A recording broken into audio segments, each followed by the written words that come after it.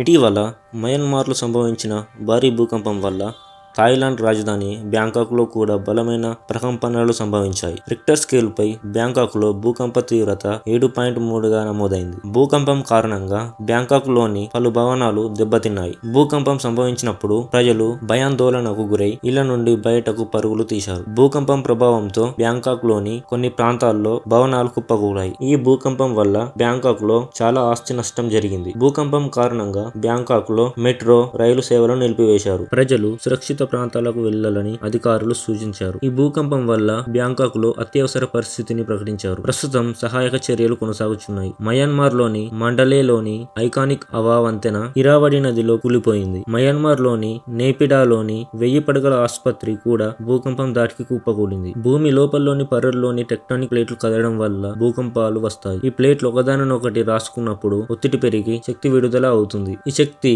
భూమి ఉపరితలంపై తరంగాల రూపంలో ప్రయాణించి భూకంపాలకు కారణమవుతుంది. అంతేకాకుండా అగ్నిపర్వతాలు ప్రద్దడవడం వల్ల కూడా భూకంపాలు వస్తాయి. ఆశ్చర్యకరమైన విషయం ఏంటంటే ఇండియాలో కూడా ఈ ఎఫెక్ట్ కనిపించింది. ఉత్తరాఖండ్ చమోలిలో ఉదయాన్నే 5:20 ప్రాంతంలో 3.2 తీవ్రతతో ఆ భూమి కంపించినట్టు తెలుస్తుంది. 35 కిలోమీటర్ల దగ్గర కంపించినట్టు తెలుస్తుంది. 35 కిలోమీటర్ల దగ్గర భూకంప కేంద్రం నమోదైంది. ఈశాన్య భారతదేశంలో కూడా ఈ ఎఫెక్ట్ కనిపించింది. పెద్ద ఎత్తున భూమి కంపించినట్లు తెలుస్తుంది. యాజ్ పర్ రికార్డ్స్ ఢిల్లీలో కూడా కొంత దీని ఎఫెక్ట్ కనిపించినట్టు తెలుస్తుంది. కానీ బాధాకరమైన విషయం ఏంటంటే బ్యాంకాక్ లో చాలా మంది భవనాల కింద చిక్కుకున్నారు. మరణాల సంఖ్య ఎక్కువైపోతుంది. ఇది చాలా సంవత్సరాల తర్వాత పెద్ద భూకంపంగా ప్రకటించారు. దీనిపైన మన భారతదేశంలోని హిందూ జ్యోతిష్యులు కూడా కొన్ని కారణాలు చెప్తున్నారు. కానీ సైంటిఫిక్ గా దీని వెనుక ఉన్న కారణం ఏంటో తెలియాల్సి ఉంది. చూస్తున్నారుగా, భవంతులు చాలా ఘోరంగా ఊగిపోతున్నాయి. భారతదేశంలోని మణిపూర్ లో కూడా భూకంపం సంభవించినట్లు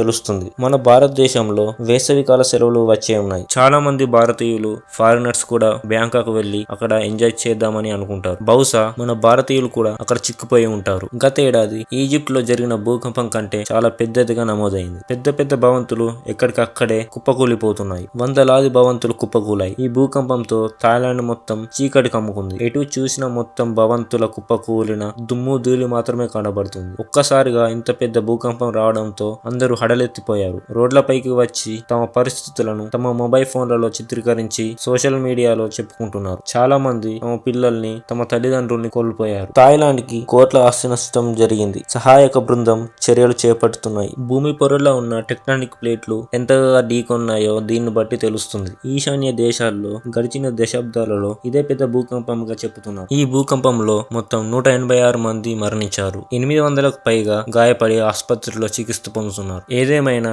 ఇది చాలా పెద్ద విషాద గాథ. వారందరూ క్షేమంగా ఉండాలని ఆశిద్దాం. మరి ఇక వీడియోకి సెలవు. మరిన్ని ఇంట్రెస్టింగ్ ఫ్యాక్ట్స్, స్టోరీస్, ఇన్సిడెంట్స్ తెలుసుకోవడానికి ఈ ఛానల్ సబ్స్క్రైబ్ చేసుకోండి, లైక్ చేయండి, షేర్ చేయండి. Thank you.